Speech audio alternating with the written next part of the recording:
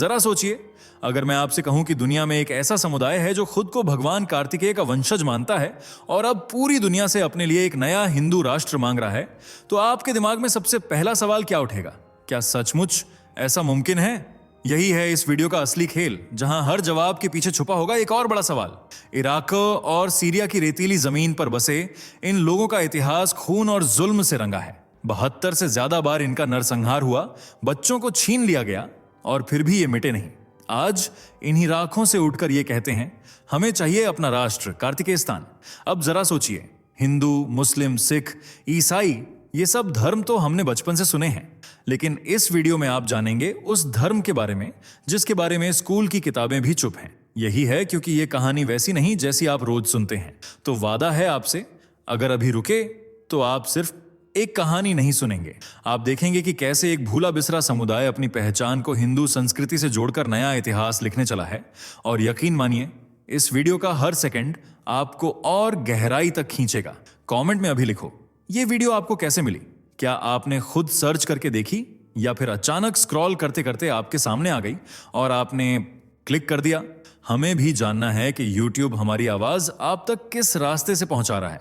और हाँ दोस्तों, एक छोटी सी रिक्वेस्ट, चैनल को सब्सक्राइब जरूर कर लेना, क्योंकि जो आने वाली ट्रेंडिंग न्यूज और चौंकाने वाली कहानियां हम आपके लिए लाते हैं वो आप सबसे पहले पाना चाहोगे, है ना?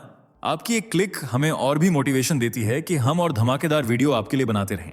क्या एक नए हिंदू राष्ट्र की नींव रखी जाएगी? कौन है यजीदी जो खुद को हिंदू धर्म से जुड़ा बता रहे हैं? क्या सच में ये भगवान कार्तिकेय के वंशज हैं? आखिर क्यों इतिहास से लेकर अब तक इन पर कहर बरपाया जा रहा है? कैसे एक के बाद एक सामूहिक नरसंहार झेल चुके यजीदी आज भी अपनी संस्कृति के लिए लड़ रहे हैं? कहां से हुई थी इनकी शुरुआत? क्या है कार्तिकेस्तान का अर्थ? क्या ये एक नया हिंदू देश होगा?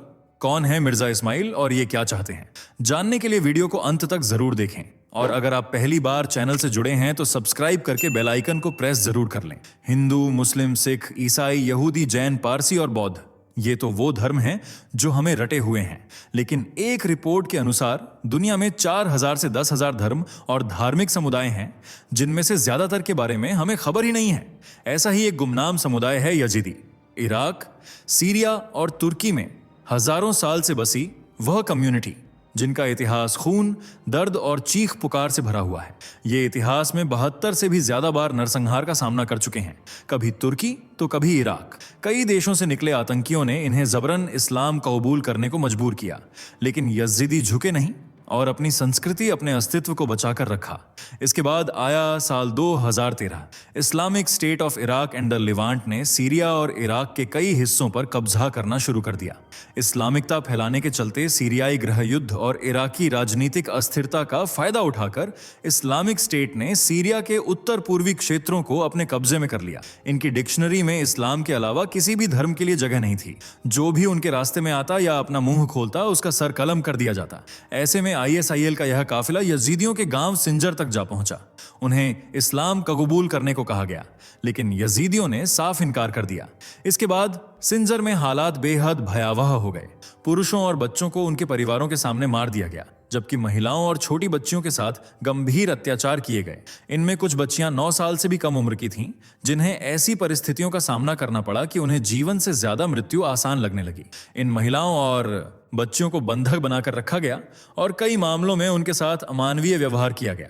बाद में कुछ को खुलेआम बेच दिया गया। इन सब दुश्वारियों के बावजूद कुछ यजीदी लोग जीवित बचे और उन्होंने अपनी संस्कृति और धर्म को बचाने के लिए आवाज बुलंद की। ये लोग UN तक पहुंचे और अपने लिए एक सुरक्षित राष्ट्र कार्तिकेस्तान की मांग करने लगे। इस नाम को सुनकर आपको काफी हद तक हिंदू धर्म में प्रचलित भगवान शिव के पुत्र कार्तिकेय वाली फीलिंग आ रही होगी, है ना? तो जान लीजिए कि कार्तिकेस्तान में भगवान कार्तिक का ही अस्तित्व छुपा हुआ है। दरअसल यजीदी लोग वैसे तो कुर्दिश मूल के माने जाते हैं, लेकिन इनकी संस्कृति काफी हद तक हिंदू धर्म से मेल खाती है।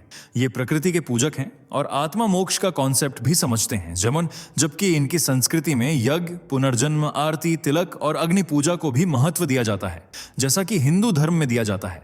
यजीदी मानते हैं कि ईश्वर एक ही है, लेकिन वह 7 शक्तियों के जरिए दुनिया को चला रहे हैं, जिनमें से पहली है सूर्य।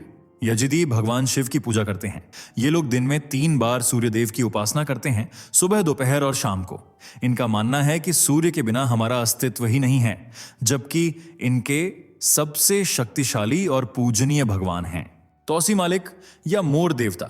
अगर हम हिंदू धर्म में झांकें तो मोर भगवान कार्तिकेय का वाहन है और यज्जिदी समुदाय में कार्तिकेय को ही सबसे बड़े देवता के रूप में देखा जाता है, जिनकी उपासना ये लोग हर रोज करते हैं। सिर्फ यही नहीं, यज्जिदी मानते हैं कि उनके पूर्वज स्वयं भगवान कार्तिकेय के वंशज थे, इसलिए वे खुद को भगवान शिव से भी जुड़ा हुआ मानते हैं।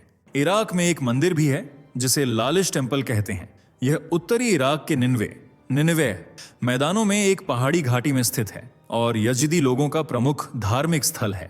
यह मंदिर आज से लगभग 4000 साल से भी ज्यादा पुराना है और यजिदी कम्युनिटी के लिए किसी तीर्थ स्थल से कम नहीं है।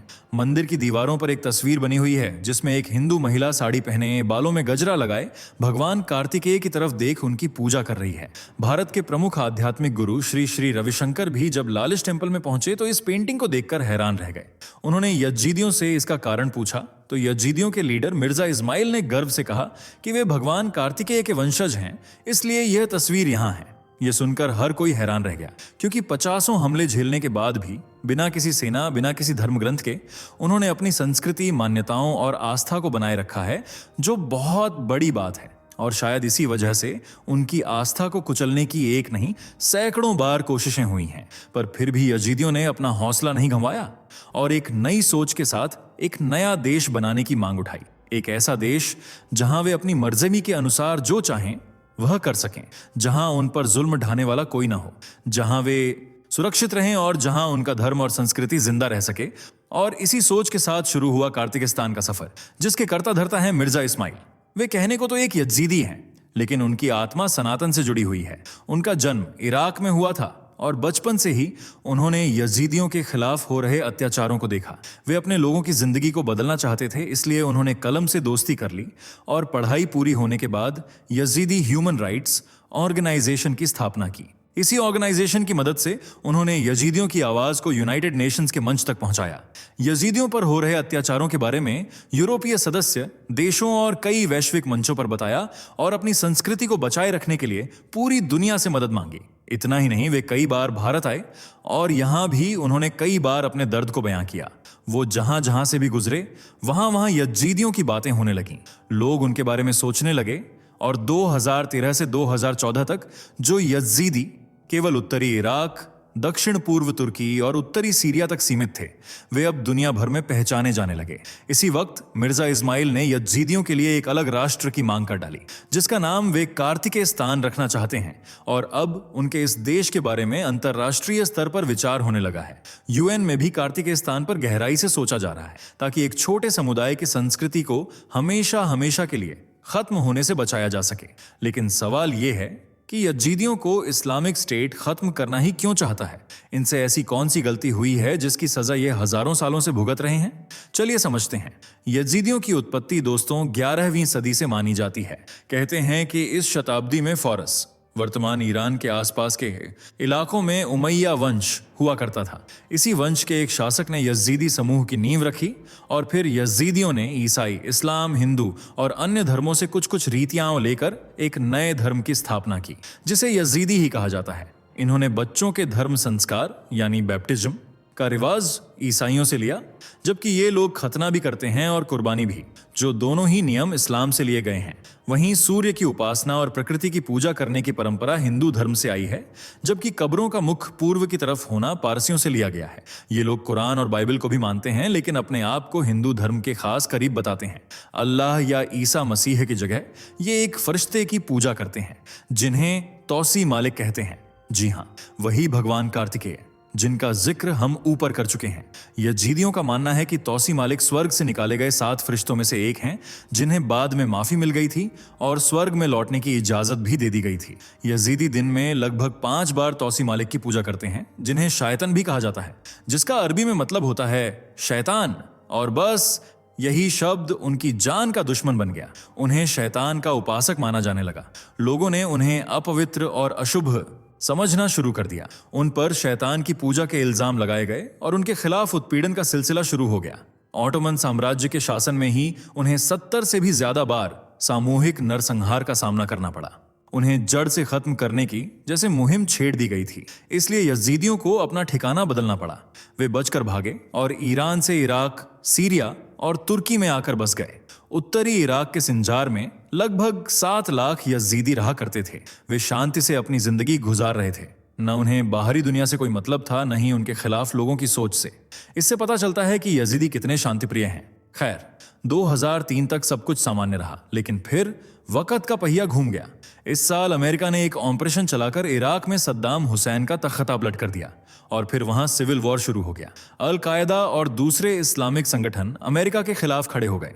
इन्हीं में से एक था इस्लामिक स्टेट यानी ISIL, जो अमेरिका के खिलाफ लड़ते लड़ते यजीदियों का कट्टर दुश्मन बन गया। 2013 से 2014 में हजारों यजीदियों को बेरहमी से मारकर उनकी महिलाओं और बच्चियों पर जुल्म ढाने लगा। इसलिए अब अपनी संस्कृति और बचे कुचे लोगों को सुरक्षित जीवन देने के लिए मिर्जा इस्माइल ने पूरी दुनिया से अपील की है कि उनकी मदद की जाए। उन्होंने कार्तिकेस्तान के रूप में अपने समुदाय के लिए एक सुरक्षित देश की मांग की है। हालांकि यह मांग कब तक पूरी होगी और होगी भी या नहीं, ये कह पाना अभी मुश्किल है, क्योंकि UN या किसी भी अंतर्राष्ट्रीय संगठन की तरफ से इस पर खुलकर कुछ नहीं कहा गया है। आपको क्या लगता है, क्या यजीदियों के लिए एक नया देश बन पाएगा? क्या उन्हें आतंकियों के चंगुल से बचाया जा सकेगा? कमेंट करके अपनी राय जरूर बताएं। अगर वीडियो पसंद आई हो तो लाइक, शेयर करें और चैनल को सब्सक्राइब करके बेल आइकन को प्रेस करना बिल्कुल न भूलें। दोस्तों, आपको स्क्रीन पर 2 और वीडियोस दिखाई दे रही हैं, जिसे देखने के लिए स्क्रीन पर क्लिक करें।